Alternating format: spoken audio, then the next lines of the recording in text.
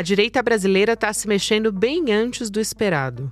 Tem gente fingindo que não está vendo, mas outros entenderam o recado. O jogo de 2026 já começou, sem ninguém anunciar. Tarcísio de Freitas fala, age e se porta como pré-candidato.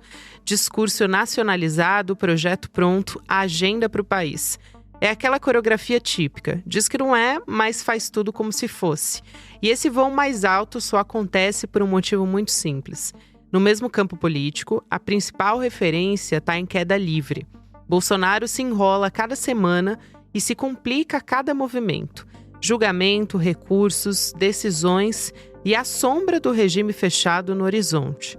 A situação jurídica dele puxa todo o bloco para uma rediscussão de liderança. E quando uma liderança vacila, surge a oportunidade para quem quer ocupar o espaço. É nesse contexto que aparece o terceiro elemento do nosso quadro. Encontros reservados, jantares com gente historicamente influente, movimentos que não são aleatórios. E nem coisa de rotina. O jantar do relator do PL antifacção, com 2 articuladores de peso, mostra que tem gente reunindo as peças para uma reorganização maior. Quando uma liderança política se fragiliza, outras passam a fazer o trabalho. O que aconteceu nos últimos dias não foi um fato isolado. É parte de uma mesma movimentação, a direita revendo seu futuro. Enquanto um ex-presidente se encolhe, um possível presidenciável se alinha. E um grupo de articuladores tenta manter o bloco em pé. Quarta-feira, 19 de novembro de 2025.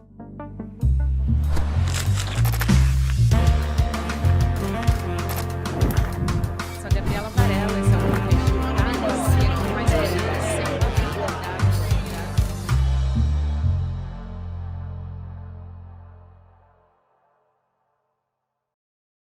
Olá, seja bem-vindo, seja bem-vinda. Eu sou a Gabriela Varela, está começando mais um videocast em detalhes.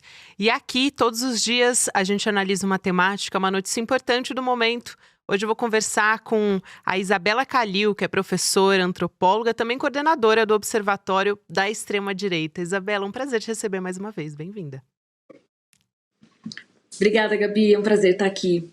Obrigada a você, querida. Eu quero começar a nossa conversa observando a direita se movimentando desde essa operação de altíssima letalidade no Rio de Janeiro. A gente teve mais de 120 mortos.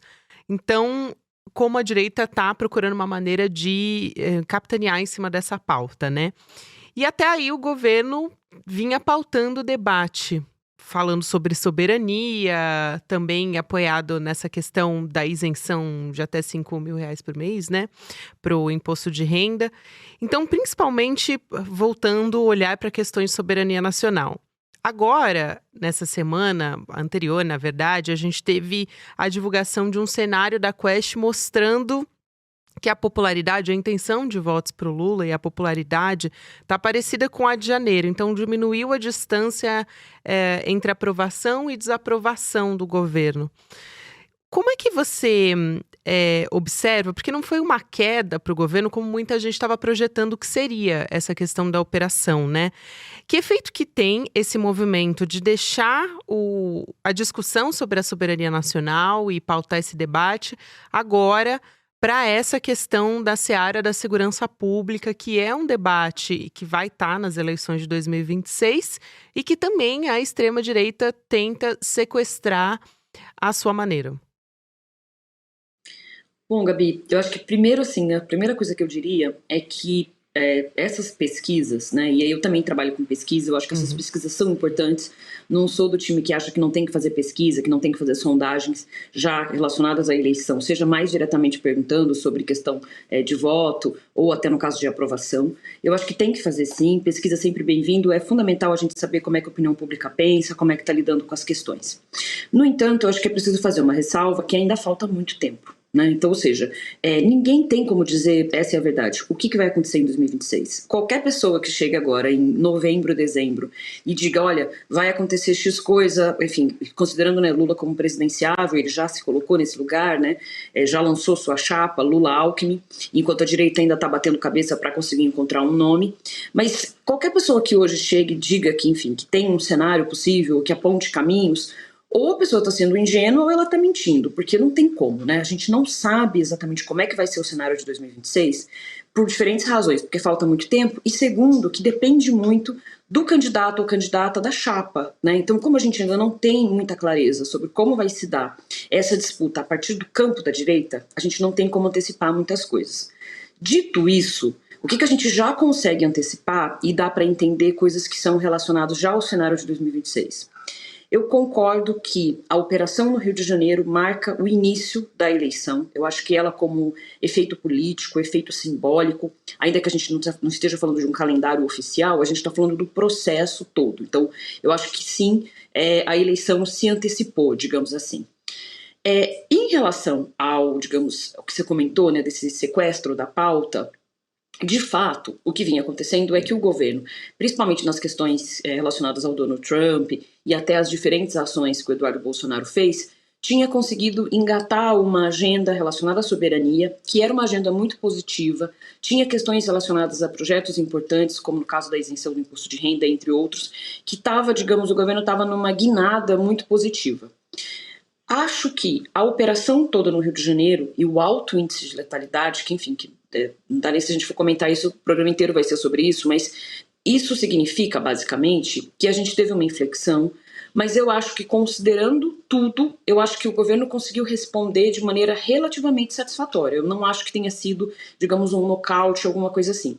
E o que eu tenho observado, Isabela, indo nessa linha de conversa, é que existe uma preocupação com a herança dos votos do Bolsonaro, mas as operações para tentar salvar o Bolsonaro de fato, como a gente teve quando falava de anistia, por exemplo, elas estão cessando, elas estão restritas mais à família e dos aliados talvez mais ferrenhos do Bolsonaro, né?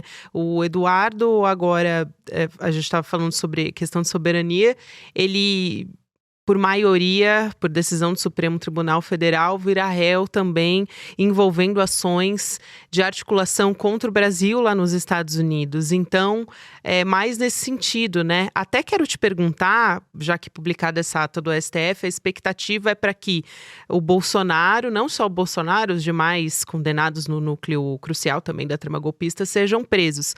Mas qual é o efeito político desde já? Porque a expectativa já está aí sobre a prisão do Bolsonaro, né? Com a aproximação. E depois, com a prisão efetivamente acontecendo, o que isso faz, né? O que acontece com o campo político da direita, da extrema-direita? O Bolsonaro já é carta fora do baralho para eles?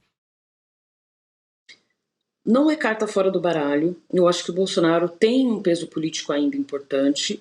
Claro, esse peso é político, não é eleitoral, porque Bolsonaro, enfim, tá como do ponto de vista eleitoral, sim. Mas do ponto de vista de passar esse capital político, né, de transferência de voto, eu acho que o Bolsonaro ainda tem um potencial importante de transferência de voto.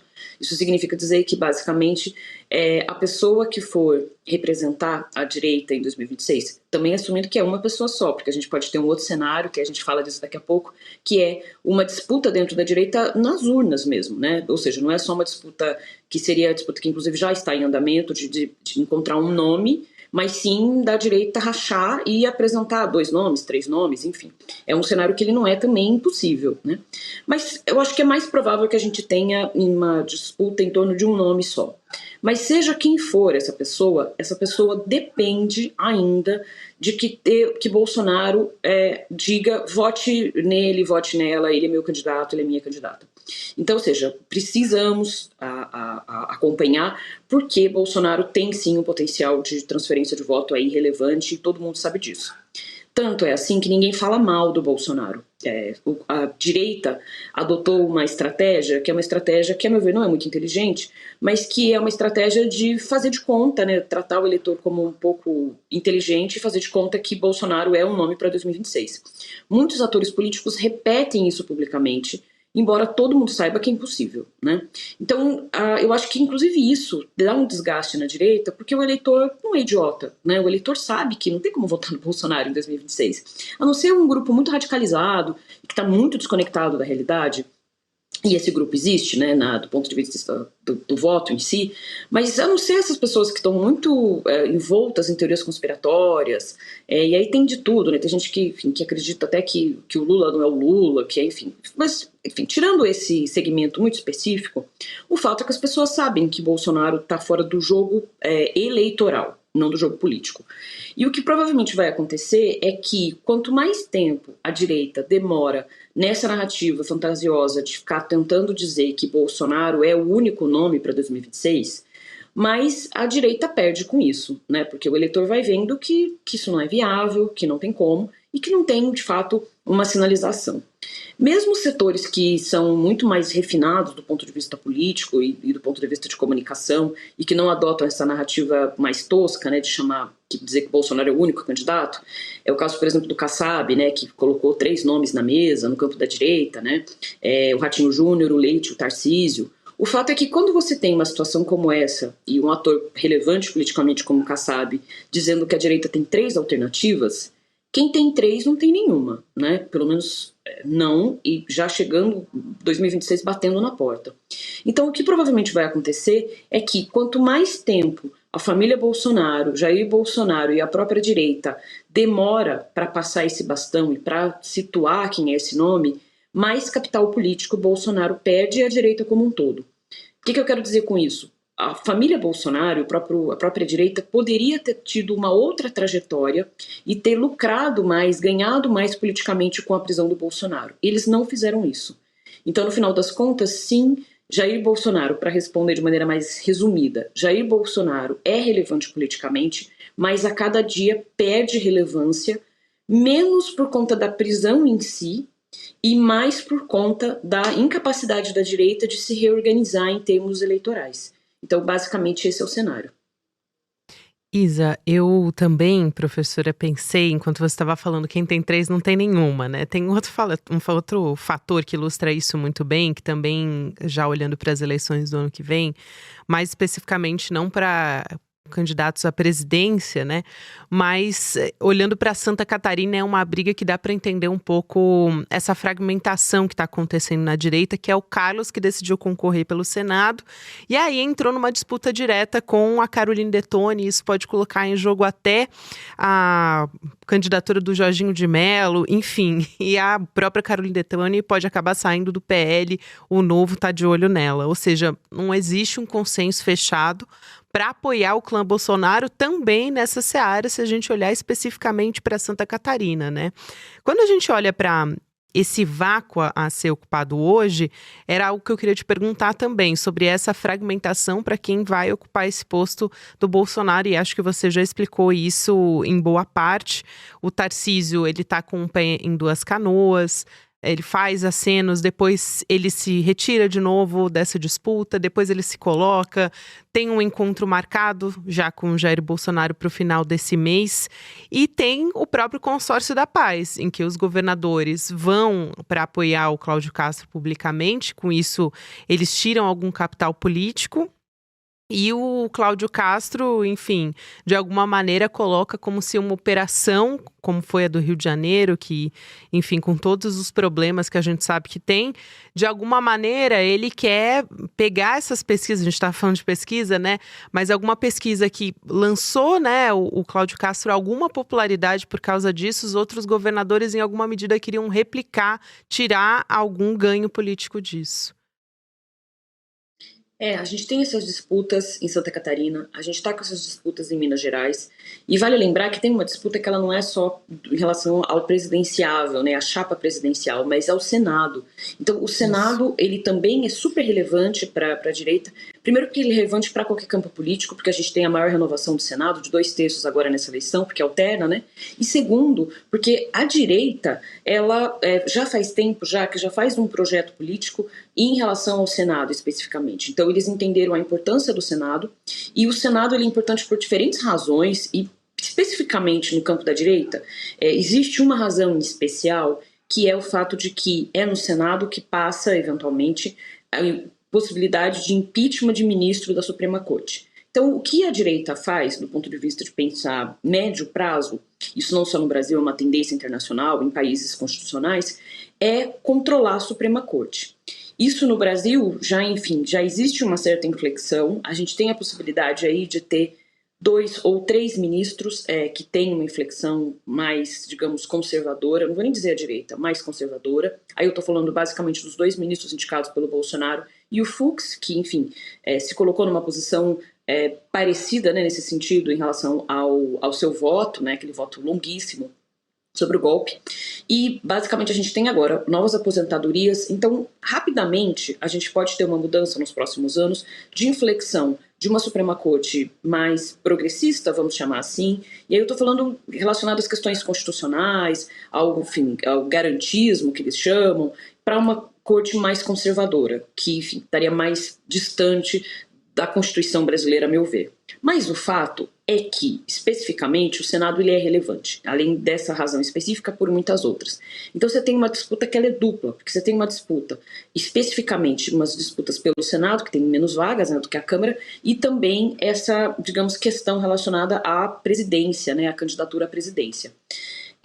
Os governadores se alinharam, como você falou, nesse consórcio, né, que é um consórcio oportunista, né? Um consórcio, sim, muito complicado do ponto de vista político, mas eles também entre si, embora eles apareçam juntos na foto, quando aconteceu a operação no Rio de Janeiro, os Caiado, né? O Zema, Ratinho Júnior, eles foram para lá, o Tarcísio não foi presencialmente, participou de maneira remota, mas quando a gente olha a foto dos governadores, agora em novembro, parece que está todo mundo no mesmo barco. Só que basicamente não é bem assim, né? A gente está ali, tem aquelas fotos, mas esse consórcio ele tem data para acabar, e essa data basicamente é 2026.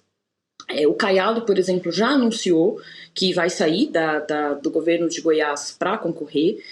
Tarcísio, como você falou, fica nessa posição com o pé em duas canoas, o que também, do ponto de vista político, mostra um certo, enfim, não é exatamente uma força que você está transmitindo, né? Ainda que eu acho que do ponto de vista político, o Tarcísio faz uma escolha acertada, né? O Tarcísio tem uma habilidade que ela é muito difícil de ser feita, de fato, quer a gente concorde ou não com as posições dele, que é de se manter nesse pé em duas canoas. Não é fácil conseguir isso, e o Tarcísio tem conseguido. Então ele nem desagrada os bolsonaristas, nem completamente desagrada a Suprema Corte, ou o campo mais, enfim, democrático. Então ele vai tentando ali equilibrar esses pratos e tem feito isso.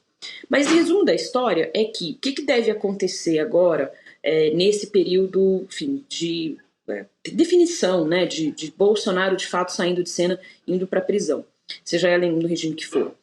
O que deve acontecer é que a gente vai ver uma fragmentação. Então o Bolsonaro era a liderança que, de uma certa forma, representava todo o espectro político, da extrema-direita até o centro, relativamente. E o que vai acontecer é que a gente vai ter agora uma fragmentação entre diferentes setores. Se, enfim, a gente tiver tempo de conversar, a gente pode até falar de como é que esses setores vão se fragmentar em termos de agendas. Eu não acho que a gente deva, né, pensar em termos de atores, porque os atores mudam. Mas em termos de agenda, a gente provavelmente vai ter segmentos diferentes da direita, e esses segmentos vão, enfim, estar na política a partir de agendas distintas. Eu acho que provavelmente é isso que vai acontecer. Com certeza. Eu quero te ouvir sobre isso, Isabela. Eu pensei aqui numa agenda que o Tarcísio acena, não pessoalizando para ele, mas acho que para você trazer nos elementos da sua avaliação aí, que é o mercado financeiro. Agora que ele voltou a se colocar como presidenciável mais uma vez, dizendo que tem que demitir o CEO do Brasil, estava falando do Lula, né? Mas também teve com um empresário muito conhecido por umas falas do tipo dizer que não contrata esquerdista, dizer que Deus me livre uma mulher CEO. Então, é com esse tipo de pessoa que ele está dialogando também. Até em um bastidor da revista Fórum bastante recente, é que nesses compartilhamentos que o Tarcísio quer fazer, e está fazendo um molde de campeonato de corte muito parecido com o do Pablo Marçal na última campanha eleitoral, de que no meio disso ele queria desvincular a imagem dele com a do Jair Bolsonaro. Então acho que corrobora muito nisso, né, de tentar agora um distanciamento com a imagem do que foi o Bolsonaro e do que ele representa, e tentar mais se alinhar com questões como a do mercado financeiro. Eu queria te ouvir justamente sobre essa agenda, e depois a gente pode entrar no Guilherme Derrite, que é mais um personagem que ele coloca não só visando o Senado Federal, né?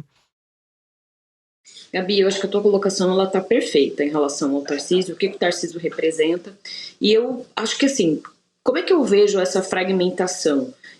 Muito no sentido do que você está falando mesmo, e aí eu acho que essa fragmentação ela deve se dar em três segmentos, três grandes segmentos, tá? pelo menos assim, de maneira mais imediata para 2026. E aí a gente está falando basicamente de Senado, corrida presidencial, e pode ter outras fragmentações depois, e aí, enfim, eleição local, municipal é uma outra lógica. Mas, e Câmara eu vou colocar também separado, porque eu acho que a Câmara tem uma lógica que ela, enfim, ela está mais territorializada, enfim, vou tirar um pouco isso. Vou colocar basicamente em termos de disputa presidencial e Senado, tá? Eu acho que a gente tem 3 grandes segmentos que provavelmente vão se organizar. O primeiro segmento é uma agenda que a gente já conhece muito bem, que é uma agenda ligada a moralidades. Então, questões relacionadas a disputas no campo da educação, agendas morais, todo o campo religioso de uma certa maneira. E aí isso tem a ver com questões da ordem mais privada, né? Então, todas as acusações, né, infundadas, né, de doutrinação marxista, marxismo cultural, agenda woke, doutrinação gaysista nos termos deles, enfim, questões que estão relacionadas a gênero, sexualidade, direitos reprodutivos. Então, enfim, como as pessoas lidam com as suas vidas, especificamente seus corpos. Isso é uma agenda, né? Ela deve permanecer assim, e aí a gente tem algumas figuras importantes dessa agenda. Vou citar uma principal, Nicolas Ferreira, né? Nicolas Ferreira é um representante dessa agenda, essa agenda mobiliza muito, lida com pânicos morais, teorias conspiratórias, etc. Então, é uma agenda que deve continuar, que foi uma agenda que veio forte em 2018 e que, enfim, vai continuar. Uma outra agenda, uma segunda agenda, é a agenda da segurança pública. Defesa e segurança pública. E aí, quem está nessa agenda? Cláudio Castro, por exemplo. Em certa medida, o Tarcísio tenta lidar com essa agenda, mas, enfim, o Tarcísio, de novo, fica nessa situação ambivalente. Mas o Caiado é representante dessa agenda. Então, ou seja, essa agenda que basicamente é uma agenda que foi encampada por muitos governadores e uma agenda que é representada pela ideia de que o combate ao crime organizado vai se dar a partir de leis mais duras, de ataque à soberania, de enfraquecimento da soberania, a adoção, por exemplo, da ideia de narcoterrorismo e até de operações extremamente letais e, enfim, e completamente alheias, né, às regras e protocolos de segurança, que, enfim, o que a gente viu no Rio de Janeiro. Essa é uma agenda. No terceiro segmento, eu colocaria aí o Tarcísio mais representante desse terceiro segmento, que é um segmento que está relacionado às questões de gestão, de liberalismo, do capital, da burocracia. Então, é o tecnocrata, né? Então, esse tecnocrata que se coloca supostamente, que não é verdade, se coloca supostamente como inclusive acima da política, né? É esse discurso de eu não sou nem de direita, nem de esquerda, eu sou a favor, eu sou para frente, né? Então, essa ideia a ideia de que a tecnocracia ela seria neutra, e que, enfim, basicamente é uma agenda ultraliberal, é uma agenda de privatização de escolas, é uma agenda de enfim, enfraquecimento da coisa pública como um todo, das políticas públicas, e uma agenda que se coloca como um lugar do tecnocrata. Tarcísio, ele de uma certa maneira, o Tarcísio tenta navegar nas 3. Então, o Tarcísio participa de eventos religiosos, de cultos, e se coloca ali como um homem religioso. Não cola muito, não funciona, ele não sabe fazer isso, não cola para o eleitorado, não funciona, mas ele tenta. Tarcísio se colocou como esse representante da segurança pública, da lei e da ordem. Vale ressaltar que, para quem é de São Paulo, a Operação Escudo, que aconteceu no Guarujá, né, que aconteceu na Baixada Santista, foi uma operação com alta letalidade, foi uma operação, claro, não se compara ao Rio de Janeiro, mas foi uma operação que levantou várias suspeitas, né, em relação aos protocolos, os procedimentos, principalmente da Polícia Militar. E o Tarcísio, enfim, só que ele recuou em relação a isso. Veja o caso das câmeras corporais, teve várias reuniões com a Suprema Corte para explicar as questões de segurança pública e as questões sobre o uso da câmera corporal, depois recuou, enfim, tem alguns recuos, ele não manteve essa posição. E ele se coloca nessa posição do tecnocrata. De todos, o que tem mais possibilidade de conseguir voto, né, eu acho que assim, de se colocar num contexto em que as pessoas estão, uma boa parte do eleitorado está mais cansado da polarização, essa roupagem do tecnocrata. Porque o tecnocrata consegue se colocar como alguém que não é nem de direita, nem de esquerda, está cansado da polarização, né? Enfim, é tudo a mesma coisa, e aí ele tem um saber técnico que vai resolver os problemas do país.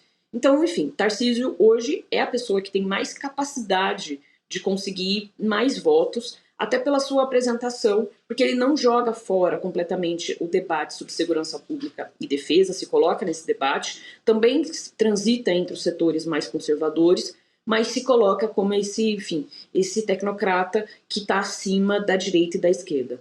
Achei perfeita essa sua colocação sobre as agendas e também como o Tarcísio está transitando entre todas elas, porque eu pensei no Guilherme Derrite. A gente estava falando aqui da operação que foi bastante letal aqui no litoral de São Paulo, e o próprio Derrite, ele simboliza isso. Ele foi expulso da rota por conta das mortes, né?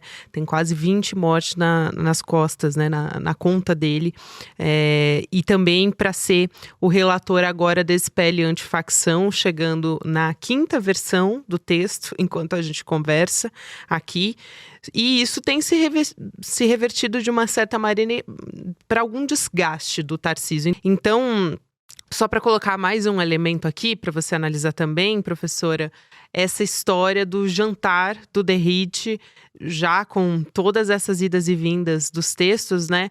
Com o Eduardo Cunha e também com o Arthur Lira, 2 posições que trabalham ainda muito nos bastidores da Câmara. O Eduardo Cunha nunca deixou de estar nessa posição, né? Apesar de estar longe dos holofotes faz algum tempo. Eu não acho que as derrotas em relação ao projeto seja uma derrota para o Tarcísio. Não vejo mesmo. Eu acho que o Tarcísio, ele consegue, dentro dessa habilidade que eu comentei, é difícil, né? Como eu tenho bastante dificuldade de entender como é que o eleitorado consegue acreditar nisso, mas o fato é que o Tarcísio consegue se colocar e se blindar em relação a isso. Então, ou seja, a derrota é muito estranho, porque assim, se ganha é do Tarcísio, se perde o problema do Derrite. Então, o Tarcísio ele é muito hábil em se colocar nessa posição que ele se blinda. Então, basicamente, a derrota fica para o Derrite.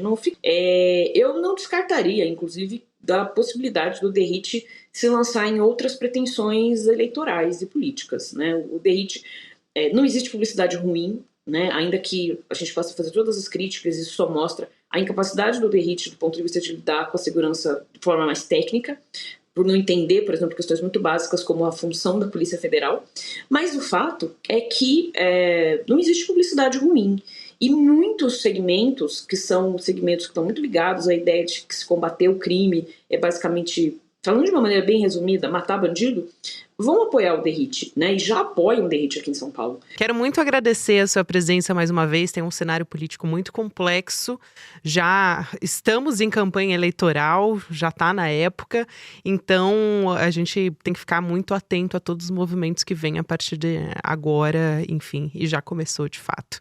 Muito obrigada. Sempre um prazer conversar contigo. Gabi, é sempre tão bom conversar com você, que passa tão rápido. Passa muito rápido. Então, enfim, fico à disposição. É sempre ótimo falar contigo. Obrigada, querida. É um prazer também te ouvir, aprender com você. Passou muito rápido essa conversa com a Isabela Calil, que é professora coordenadora do Observatório da Extrema-Direita, antropóloga. E você pode ter conversas, na verdade, reflexões importantes, como a que a gente trouxe aqui no Em Detalhes nessa quarta-feira, quase saída para o feriado, mas você ainda pode fazer a sua inscrição na nossa pós-graduação que está chegando aí. Você vai em detalhesicl.com.br, deixa o seu e-mail, porque a gente vai falar sobre pensamento crítico nessa pós-graduação. Vou ter professores muito qualificados, como, por exemplo, o Vladimir Safatli, o Gessé Souza, também a Márcia Tiburi, Lindener Pareto, o Jabur, por aí vai, tem muita gente. O Reginaldo Nasser agora entrou também, ele que é um especialista em política internacional e traz sempre avaliações aqui com um olhar muito crítico e muito particular de tudo que está acontecendo. Vai acontecer no dia 27 de novembro o lançamento da nossa pós, quinta-feira, 8 horas da noite, e você pode participar com condições especiais, fazendo a sua inscrição durante o evento. Então vale a pena acompanhar e você pode fazer isso pelo nosso link do Em Detalhes. Agora a gente vai voltar na segunda-feira, então eu me despeço aqui de você, desejo que você consiga descansar nesses 2 dias, se a nossa política brasileira deixar, E você pode ouvir o Em Detalhes em qualquer momento do seu dia nas plataformas de áudio. Tem episódio novo de segunda a sexta-feira. Até a próxima. Democracia radical. Já ouviu falar sobre esse conceito?